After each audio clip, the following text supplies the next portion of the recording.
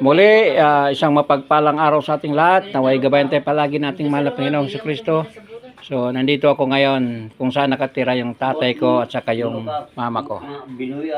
Ayan sila.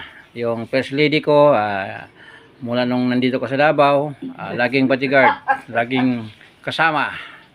So, okay lang. Yan. Dito na madalas ang tatay ko, yung bahay niya. Paminsan-minsan lang siyang umuwi, yung mga manok niya, kawawa, walang nagpapakain. Ito 'yon.